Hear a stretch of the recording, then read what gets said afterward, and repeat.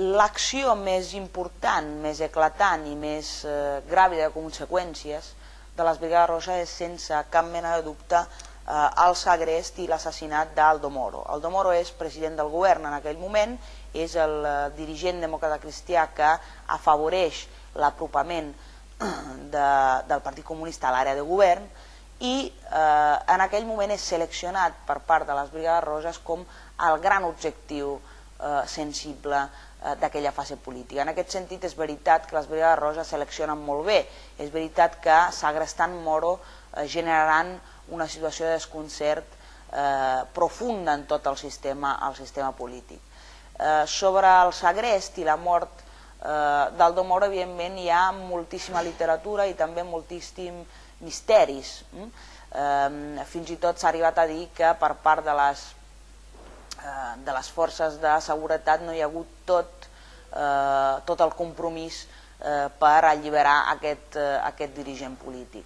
Jo crec que la dietrologia, com es diu a Itàlia, la dietrologia, tot el que està al darrere és molt fascinant, o se li pot dir la teoria de la conspiració, però jo crec que ens hem de fixar en els fets. Jo crec que l'elecció d'Aldo Moro depèn del fet que les Brigades Roges creuen estar a dins d'una guerra civil i seleccionen a dins d'aquesta guerra civil l'objectiu sensible. El que sí és cert, més enllà de les teories de la conspiració, que aquest segrest i el fet de matar el segrestat genera uns canvis importants de tot el clima polític italià. De fet, després de la mort d'Aldo Moro, no només el Partit Comunista Italià farà passes enrere respecte al seu apropament a l'àrea de govern, sinó que es viurà un procés d'involució conservadora molt forta. Jo sempre dic que si realment arribéssim a saber i a avaluar correctament tot el que hi ha, no només al darrere, sinó entorn i a dins de l'afer Moro, tal com li deia Leonardo Sciascia, sabríem moltes coses sobre